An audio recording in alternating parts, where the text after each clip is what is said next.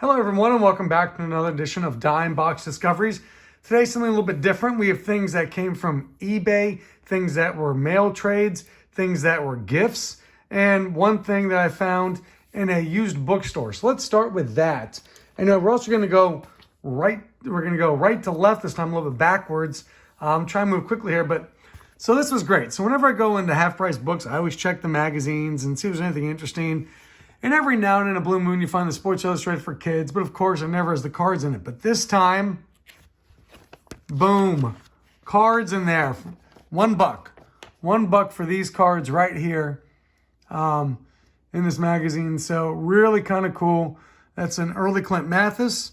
And Tamika Catchings, I believe that's her first year. So very, very cool. Really excited to find that for $1, $1.07 with tax. I'm going to get technical.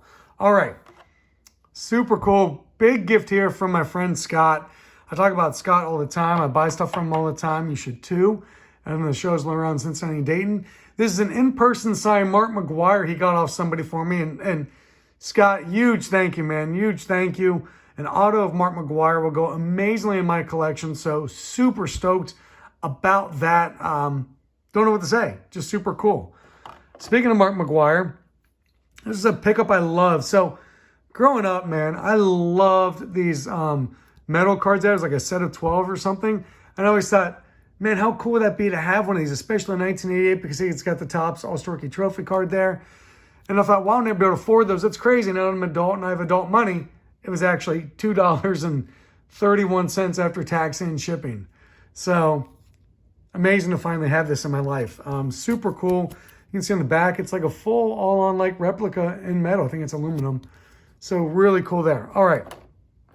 I decided I'm going to chase all the Cincinnati Royals team sets and tops, which would be 68, 69, 69, 70, 71, 72. There's like 3 years of them because Topson started doing the Cincinnati Royals, who of course became the Kansas City Royals, who of course are now the Sacramento Kings. But the roots, and actually they were in somewhere before Cincinnati. I'm trying to remember now and I'm blanking on at the moment, but that's okay. Anyway, this is probably the one of the tougher ones to get, although the tougher one is the very first year because they're like the tall boy ones and they're difficult to get in shape. But this is the Nate Turney Archibald rookie card. And it's actually in really nice shape, and I got it for a steal on eBay for $13.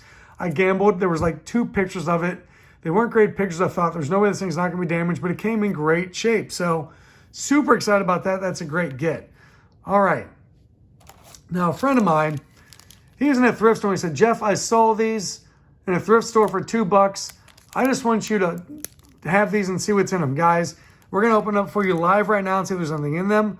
There's an awful lot of yellow in these packs, and what's on the outside does not leave me high hopes for what's on the inside, unless they're going to hide the good stuff on the inside. But boy, oh boy, I cannot imagine we're going to find a lot of good finds in here. Let's go quickly through these and see if there's any magic in these.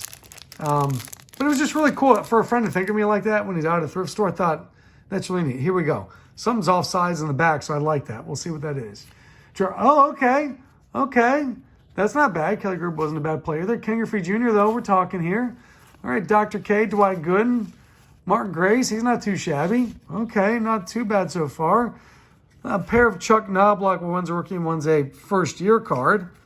Those aren't too bad. All right, so far for $2, this is not going too bad. Let's see what we got here. Oh, a little Harmon Killebrew action on a Pacific. All right, I kind of dig it. David Justice. We got a Cincinnati guy rookie card. 2 Cincinnati guys there with Griffey and David Justice. Okay.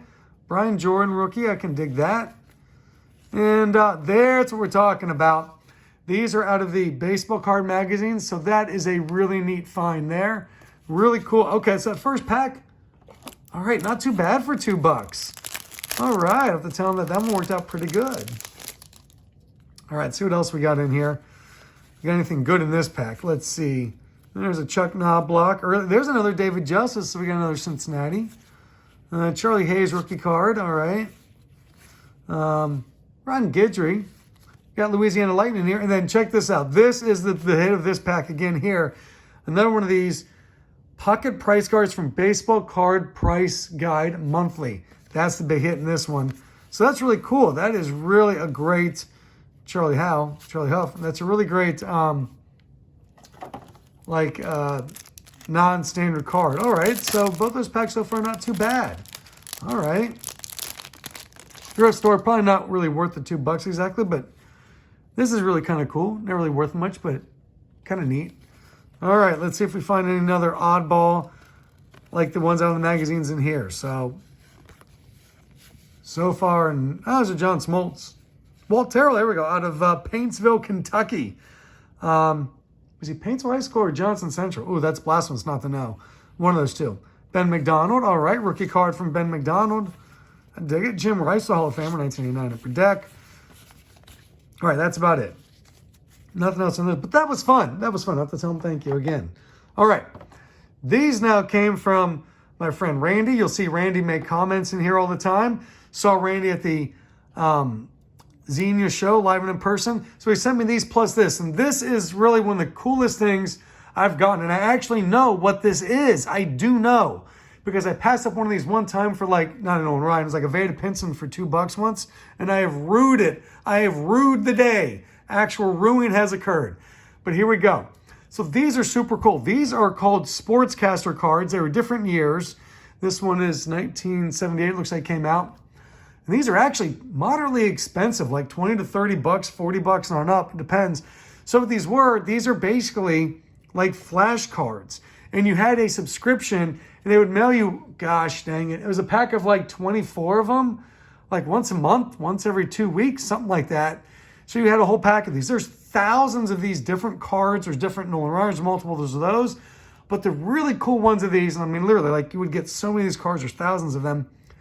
They're actually the pre-rookie cards are in these of both Magic Johnson and Larry Bird. There's a Larry Bird card while he was at Indiana State and Magic Johnson while he was at Michigan State. And in good shape, I think they go for a couple grand. So really, these are the more expensive cards. If you ever see these for a cheap price, pick them up. I think this Nolan Ryan bottom end is like 20 bucks, but probably more like 30 to 40 bucks. So if you ever see these oversized, this is a size comparison. I passed up on the Veda Pinson. I didn't know how to store it. I'm kicking myself for not doing that. All right, here we go. Cards Randy sent me, and he always sends me some notes with it. Here we go. Starting off with Bubba Smith. He's tackling a Bengals player there. That is Virgil Carter. All right. Floyd Little is in both the NFL and College Football Hall of Fames. Calvin Hill, of course.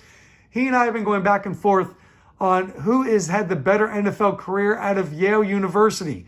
He says Calvin Hill had the best career. I say Gary Fensick had the best career, but it's really a toss-up. So I think I'm sending him cards, he's sending me cards, but we're basically back and forth on Calvin Hill and Gary Fensick cards going back and forth. All right. Elvin Bethea in here. Yeah, Pro Football Hall of Famer. Very cool.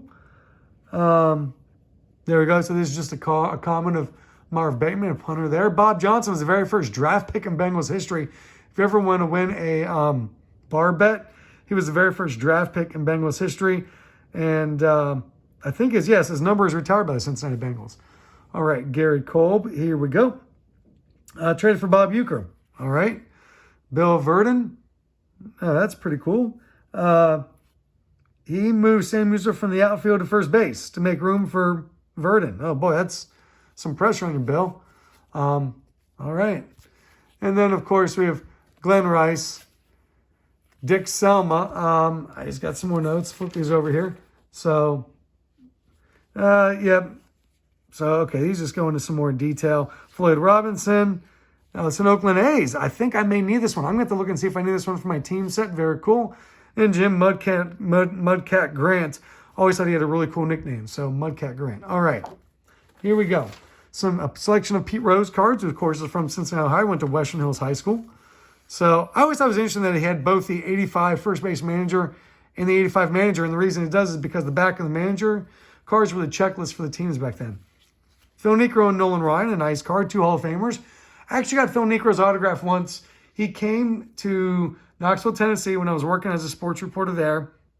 And I can't remember if he was there to speak at the Knoxville Hall of Fame or if he was there to speak at the University of Tennessee baseball annual dinner. I can't remember which, but I got to spend about 5, maybe 10 minutes with him just hanging out before the thing. Did an interview with him. Super cool guy, Phil Niekro. Really awesome. I have an autographed ball by him. And here is a cool card of the Bears, which of course has both Walter Payton and Gary Fensick. So the Yale guy showing up here. Some people call this a Walter Payton card. To me, that's a Gary Fensick card. Okay, it's really a Walter Payton card. He was awesome too. Ferguson Jenkins, of course, a Hall of Famer, who also had a bit of a drug issue. And by the way, if you're ever doing Immaculate Grid, he's always kind of a decent one to use for foreign born because he was born in Canada. All right, Dick Ruthven in here. Made All-Star team twice. Glenn Borgman. Borg. Sounds like he's Swedish chef calling out his name. So, there you go. Apparently he went to the same high school as the principal in the movie Lean On Me. That's super random. I don't think you get more than that. And Jason Thompson. Jason Thompson was one of those guys who had a better career than people remember. You can see his mashing home runs there, man. Look at his first 3 years there. 17 home runs, 31 home runs, 26 home runs. Dude mashed some baseballs. So, very cool. All right. I'm going to jump up here. The back is actually a trade I did that I want to talk about. That's actually really kind of funny. So, Joe Moeller, younger starter in Dodgers history. Oh, that's kind of cool. George Scott trophy card. I have those. This one might be nicer than mine. I have to look and see what mine looks like. Yeah. Let's see here. And he hit his very first career home run off of this guy, Joe Sparma. This is really cool. And I did know this. This is really neat. Joe Sparma was a quarterback for Ohio State. He was literally, and I think it even says on the back here, Joe was varsity quarterback for Ohio State in 1961 and 1962. But according to Randy's notes here, he did not get along well with the coach, Woody Hayes. So it was the Expos opening day starter in 1970. Rennie Stennett. There you go. Milt Pappas, of course, was traded for Frank Robinson. All right, Ted Simmons, a Hall of Fame catcher. Really kind of cool. John Edwards. No, not the psychic. Not the fake sham psychic. I mean, real. Sure, real. He was traded away. He was a starting catcher for the Reds for a lot of years. Was traded away for some dude who came in named Johnny Bench. Whatever happened to that guy? Speaking of Johnny Bench, he's in this picture right here. Okay. Then we also have John Wyatt here. So kind of a neat card here. Johnny Morris, really kind of cool with the Pilots. Really neat. The Pilots, of course, from Seattle for 1 year, and then became the Milwaukee Brewers. Larry Gura, and then Bill Gogolowski. What a fun name. Gogolowski. Gogolowski? We'll go Gogolowski. That's kind of fun. All right. Here we go. Some basketball. And this works out great because, like I said, I'm working on the Royals team sets. There's Bob Arnzen. Bob Boozer. Fun name. No relation to Carlos Boozer. I did look it up. Cool art card. A Larry Bird card. Always welcome. And then just some throwback vintage basketball here. And one 3D Superstars. John Rivers. But this is a super cool card here of Hall of Famer Robert Parrish, who played in the NBA for like 23 years or something. It was something crazy. But this is before he went to the Celtics, where he's best known for. So really kind of cool. Then finally, almost finally, a couple football cards back here. Beauty of Emmitt Smith, Greg Pruitt, and of course, Super Bowl card. Now this is really neat. This came from a trade I did on TCDB. What makes this interesting is we did this deal in the middle of January, and they came out of California, and the guy was pretty close to California wildfires. Luckily, this time he said he wasn't, and he's been in them before. But the card, it was mailed in middle of January, just now got here 2 days ago in the middle of April. I just wrote it off and assumed it wasn't going to come. I knew he'd shipped it and just assumed it was not going to show up, right? It's dead and gone. It just lost in the mail. But these two cards ended up showing up 3 months later. It took them 3 months. Where this envelope was sitting for 3 months, I have no clue. But this is a huge gift because I need this one for my set. I'm so close. I've got like 5 or 6 cards left of this Kellogg's 3D set, 1981. And Johnny Bench won them. So 3 months. So if you're waiting on some cards to show up sometimes, you just got to have patience.